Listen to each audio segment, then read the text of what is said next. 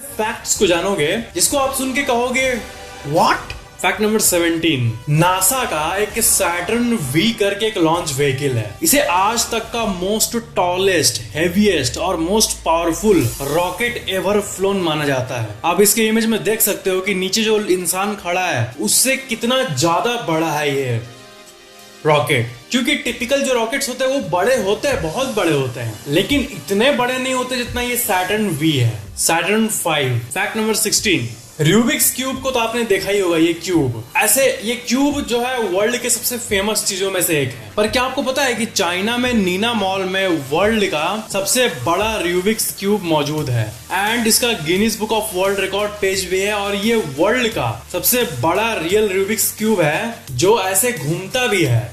3 आदमी मिलके घुमा घुमा के उसको सॉल्व भी कर सकते हैं, लिटरली। फैक्ट नंबर 15, इंडिया में जो मोबाइल टावर्स होते हैं वो बिल्कुल एक नॉर्मल टावर की तरह दिखते हैं, ओपन टावर्स। बट बहुत जगहों पर सेल टावर्स अलग अलग जगह माउंट होते हैं, जैसा कि ये सेल टावर ट्री ट्रंक, पेड़ पे।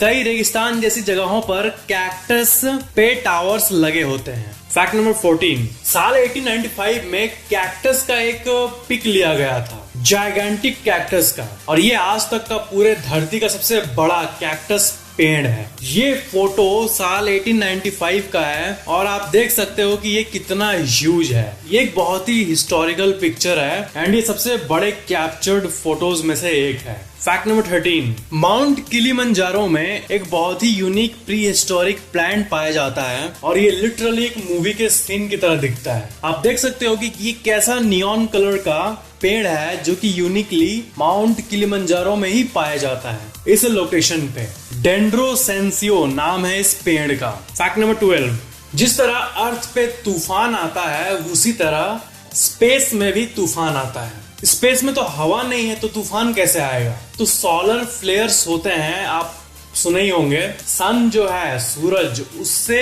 अगर सन यहाँ है, अर्थ यहाँ है, तो उससे कई लहरें आग की आती है जो कभी कभी इतनी बड़ी होती है, जैसे कि आप अपने स्क्रीन पे देख रहे हो। इन्हें सोलर फ्लेयर्स कहते हैं। हमारा जो पूरा धरती का साइज है उससे आप देख सकते हो कि उससे कई गुना ज्यादा बड़ा ये फ्लेयर्स है। ये लाखों गुना बड़ा होता है धरती के साइज से। और सबसे डरावनी बात यह है कि सोलर फ्लेयर्स एक्टिवली अभी भी रैंडमली आते रहती है एंड वो नॉर्मल पार्ट है सोलर सिस्टम का। बट धरती का जो एटमॉस्फेयर और ओजोन लेयर है उसके चलते हम लोग सेफ रहते हैं धरती के ऊपर, नहीं तो सोलर फ्लेयर से सब कुछ एकदम भाप बन जाता। फैक्ट नंबर 11, डेजर्ट यानी रेगिस्तान में कभी कभी ऐसा होता है कि फूल उग जाते हैं रैंडमली एंड ये सीन बहुत रेयर होता है। जैसे कि आप इस पिक में देख सकते हो, ये ऐसा कुछ सीन होता है रेगिस्तानों में। फैक्ट नंबर 10, हमारी आंखें हर जगह कुछ ना कुछ पैटर्न फाइंड करने की कोशिश करती है हर चीज में। जैसे बादलों में घोड़ा दिखना या फिर बादलों में इंसान दिखना, ऐसी चीजें। तो नेचुरल पत्थरों पे जो पैटर्न फाइंड करने का जो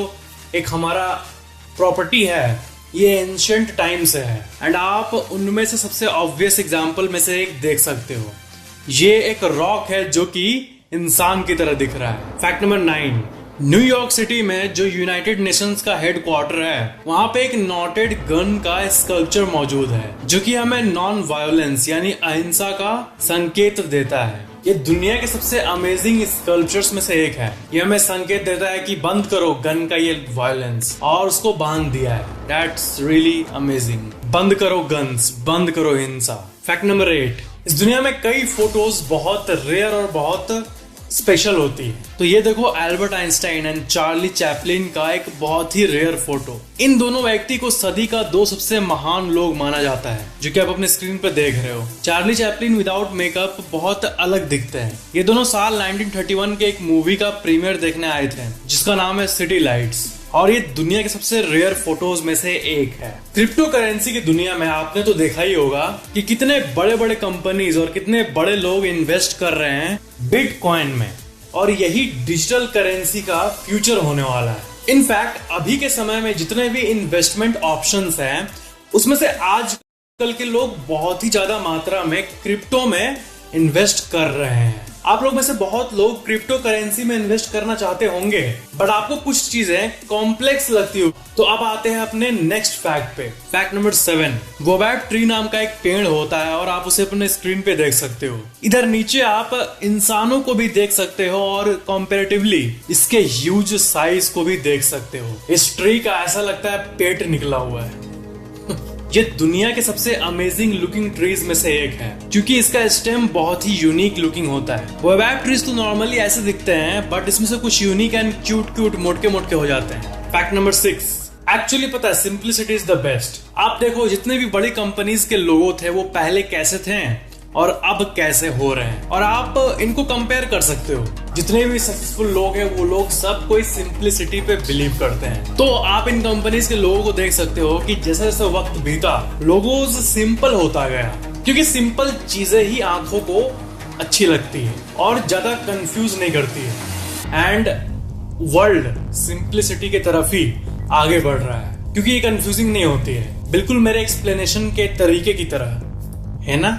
फैक्ट नंबर 5, प्लेन से नजर आता हुआ सनसेट अक्सर बहुत अमेजिंग दिखता है, बट इस पिक में आप देख सकते हो कि ये कितना ऑसम दिख रहा है। इट्स रियली गजब। ये ऐसा लग रहा है कि नीचे पूरा लावा से भरा हुआ दुनिया है, और ये एक्चुअली शाम के सन के रेडनेस का प्रभाव है। ऐसा लगता है कि इसमें अगर कुछ चल जाएगा तो वो जल के राख हो जाएगा, बट शाम के वक्त प्लेन इन्हीं के अंदर से जाती है, थग लाइफ की तरह। फैक्ट नंबर 4, एडवर्टाइजमेंट्स तो आपने हर जगह देखा होगा, बट क्या आप बिलीव कर पाओगे कि आसमान में लिटरली एडवर्टाइजमेंट हो सकता है? एक ऐसा टेक्नोलॉजी है जिससे लिटरली आसमान में हम लोग एडवर्टाइजमेंट्स दिखा पाएंगे। आप अपने स्क्रीन पे देखो, ये चाइना के शंघाई शहर का पिक है। वहाँ पे 1500 ड्रोन्स मिलकर एक QR कोड प्रोजेक्ट किए हैं आसमान में, एंड वो कुछ ऐसा दिख रहा है। एंड ये QR कोड स्कैनेबल भी है, मतलब इसको हम लोग स्कैन करेंगे, जिस कंपनी ने किया है उसके वेबसाइट पे हम लोग चले जाएंगे। ये दुनिया के सबसे गजब इवेंट्स में से एक था। 1500 ड्रोन्स एकदम प्रिसाइज लोकेशन पे मौजूद होके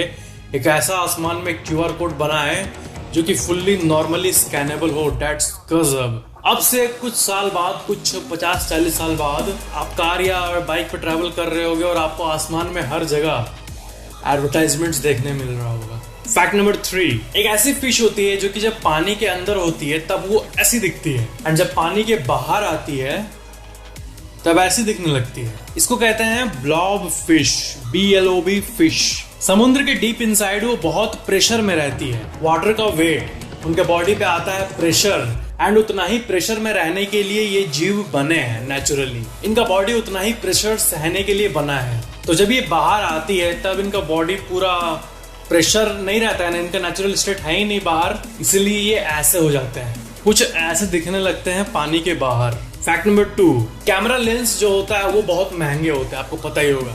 वो क्यों महंगे होते हैं? शीशा तो होता है बट एक्चुअली नहीं, उसमें ना बहुत कारीगरी होता है।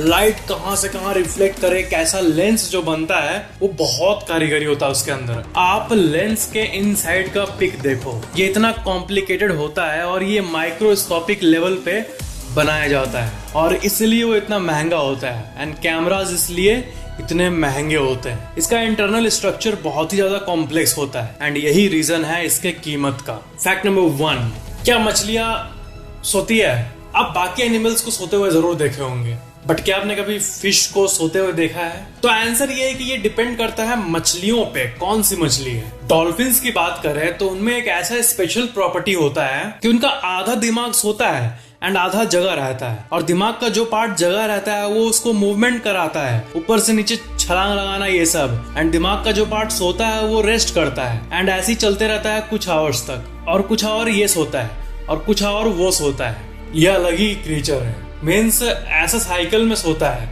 एंड वो मूवमेंट करते रहती है हमेशा। एंड ज्यादातर नॉर्मल फिशेस जो होती है वो रेस्ट करने के लिए एक ही जगह पे स्टिल हो जाती है। जिनके घर में एक्वेरियम होगा उनको पता होगा, एक जगह रुकी रहती है, तब उनका ब्रीदिंग और मेटाबॉलिक रेट रिड्यूस होता है, ब्रेन एक्टिविटी स्लो हो जाता है, और उनका आईलिड तो होता नहीं है जो बंद करके हम लोग, अगर कोई मछली का आईलिड होता तो हम लोग बोल सकते थे वो सो रही है, बट उनका आईलिड होता नहीं है, तो जगह भी ऐसे ही, सोया भी ऐसे ही होता है उनका। और हमें कैसे पता कि एक जगह वो सो ही रही है? क्योंकि साइंटिस्ट्स ने कई डिवाइसेस की मदद से उनके ब्रेन एक्टिविटी को मापा है ग्राफ पे। एंड ग्राफ नॉर्मली ऐसे होता है ना, तो तो जब मछली स्टिल हो जाती है तब ऐसे हो जाता है पूरा नॉर्मल। और ये पता चला है कि उनका भी स्लीप शेड्यूल होता है और रात का सोना दिन का जगना इनका भी ऐसे ही होता है। बट मिस्टीरियस फैक्ट ये है कि कई मछलियां ऐसी होती है जो साइंटिस्ट के हिसाब से बहुत डीप समुद्र के अंदर होती है एंड वो कभी भी नहीं सोती है। ऐसे कुछ मिस्टीरियस है स्पीशीज, लेकिन उनको ठीक से एक्सप्लोर नहीं कर पाया गया है। क्यों? क्योंकि धरती ने मार्स पे जाके ड्रिल तो कर लिया है, चांद पे इंसान तो चल गया है, लेकिन वही मेन बात कि समुद्र का 95% आज तक एक्सप्लोर नहीं कर पाया है। So that was the info. मछलियां सोती हैं, कुछ को छोड़ के जिसके बारे में साइंटिस्ट अभी तक नहीं जानते हैं। बट जो हम लोग डेली लाइफ में देखते हैं ना, मछलियां जिनको हम जानते हैं, डॉल्फिन्स हो गई, एक्वेरियम की छोटी छोटी मछलियां हो गई, या फिर बाकी फिशेस, वो लोग सोती है। नॉर्मल मछली